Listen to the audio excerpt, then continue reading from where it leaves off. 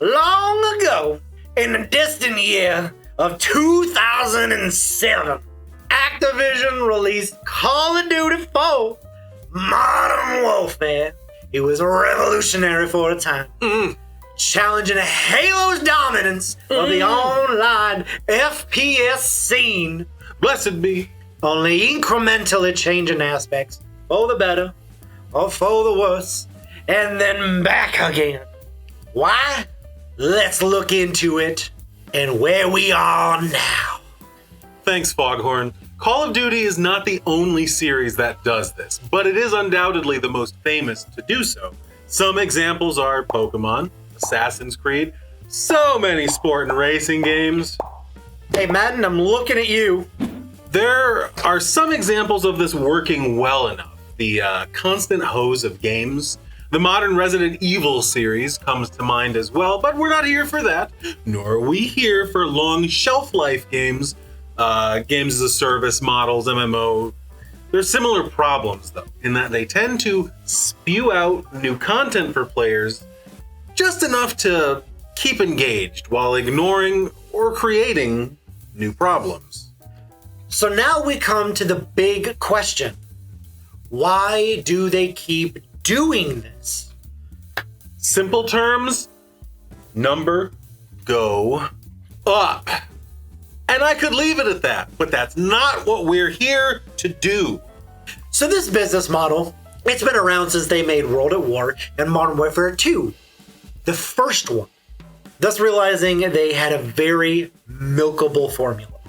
In recent years, the quality of this recyclable same old game has been failing. Yet there's still no sign of any real changes. Why don't they try? Should they make games people truly want to play? The truth is, their still relatively successful model says no. You see, they don't really have to. Call of Duty has powerful brand recognition, and despite a withering player base, still dominates the genre. Activision knows people are going to buy Call of Duty every year solely because it's the new Call of Duty. There's a lot of social engineering as to why this is. FOMO, planned obsolescence, peer pressure, status signaling, whatever.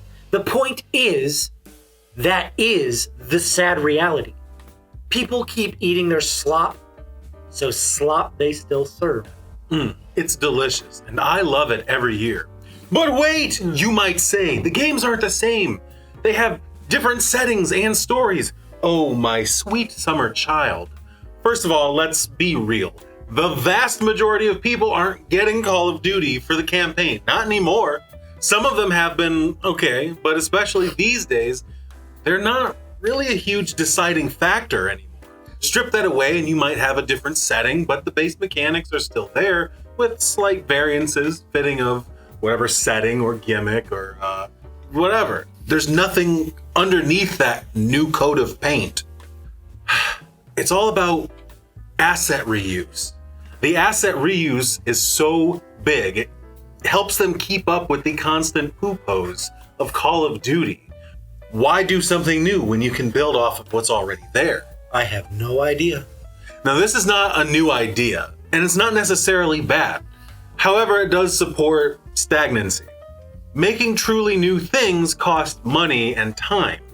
Now, the amount of reuse has actually been growing in recent years to even lazier heights, with the newest games being little more than big-ass map packs that they call a AAA game and make you pay another $70 for. Modern Warfare 3 is the accumulation of this. Now, before addressing the magnum opus of this shit show, let's address one more question of modern gaming. If there's so little difference between each of these games, and for sure they have been increasingly integrated due to Warzone, would it not just make sense for them to make a live service game? It seems sensible, but for all of the previous points, it doesn't for them. Due to all the recycling of assets, the mechanics, and worker exploitation endemic to this industry, they don't spend nearly as much as they have to make these games as they might otherwise. This is more than made up by the fact that they're going to be making $70 a pop on top of the super predatory microtransaction model you'd expect to see in these live service games. Which leads us into Modern Warfare 3! Give me all your money, loser! So personally, I have stopped playing Call of Duty many years ago as the slop factory wore me out. So while researching, the thing that just kept coming up was how bad Modern Warfare 3 is. After investigating a little bit of, ooh boy, it makes for a good synthesis of all the series' problems, packed into one convenient $70 package. So let's talk about it. All of the previous points are valid, and in some respects worse. For instance, the game launched with basically no original content. All of its maps were just remastered maps from the OG Modern Warfare 2. 77 of its 113 weapons at launch were from Modern Warfare 2, not the OG one. Of course, there were the usual AAA launch troubles, but on top of several other things really making the community feel ripped off. Things that started popping up that people were noticing, some of which have been around before, and some are new.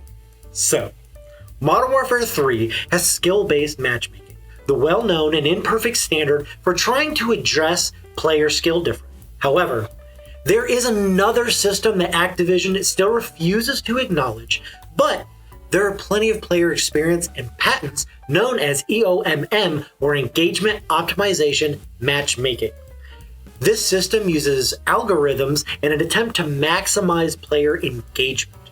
For example, general matchmaking actually prioritizes ping and other connection factors over everything else. Obviously, keeping players actually playing is the important thing. Now, EOMM tracks players' experience and notices when they go through a losing streak, mathematically speaking. That player might be frustrated and just log off.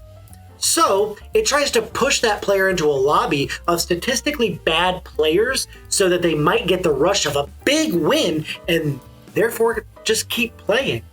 This may also be helped by another thing the developers say isn't actually a thing, even though they filed a freaking patent for it. So yeah, we totally believe you guys. That thing, of course, is bots in multiplayer matches.